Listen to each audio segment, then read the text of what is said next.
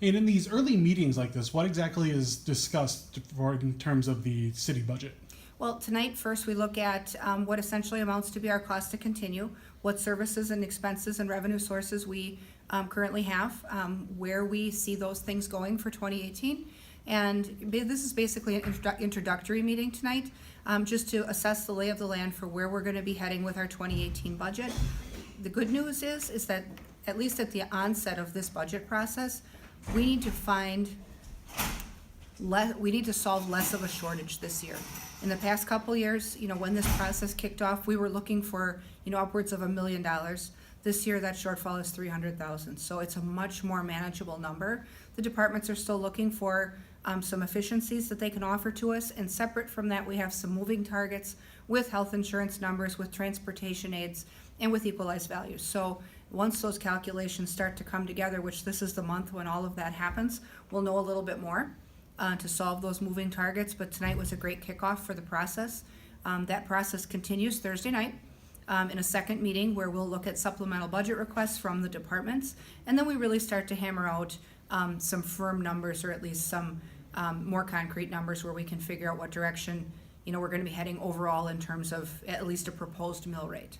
And there's a lot of numbers that are thrown out in these meetings. In these early meetings like this, just how much does the overall budget kind of change? It depends.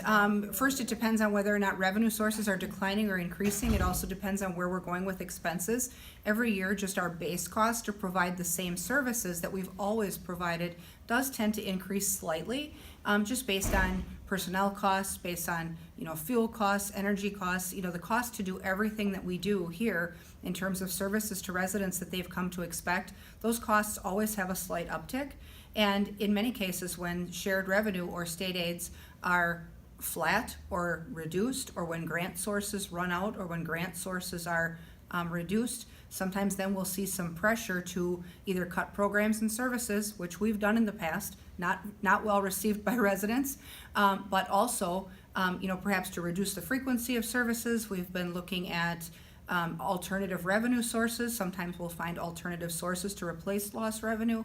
So all of that hammers out in the next week or two here. And so there'll be a meeting about this Thursday night again, and then also on the 10th of October, Tuesday night, which is our normal finance meeting, we'll have yet another session on the 2018 budget. And everybody is always kind of curious about property tax when the city budget comes out. Can you kind of allude to that a little bit about what they might see? Well, first we'll have this year the impact of the assessment error that was made last year. Residents know that the amount they saved last year will roughly be coming on this year's bill to rectify that error. That error's been dealt with, but it's well out there that the bills were a little less than people expected last year, and that charge is expected on this year's bill.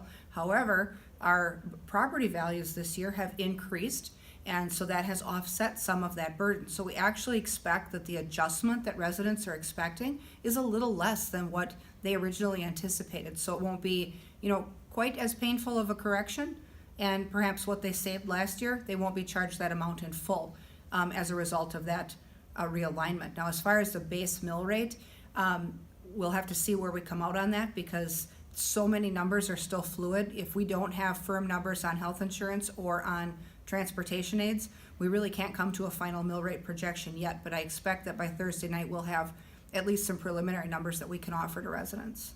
And how much of an impact does the overall state budget have? And does the fact that it was late this year affect the city of Wausau at all? Not really, because our process normally kicks off in October. We do our capital budgeting, which is done internally at the municipal level first over the summer months. So the fact that they were late means we didn't have firm numbers as early as we might have, but we're not behind the eight ball in terms of our budget. We normally ratify our budget for next year in November. So, and our process does come together fairly quickly. 3 or 4 meetings of the finance committee close together. The council evaluates that budget. They can make some adjustments on the floor if they wish.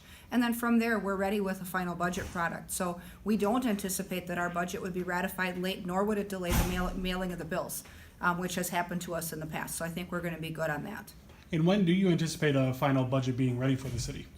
Well, we'll have 2 more finance committee meetings. We'll have it at a council meeting, but normally we ratify the municipal budget during the month of November at a regular council meeting, and then going forward, we're ready for the following year.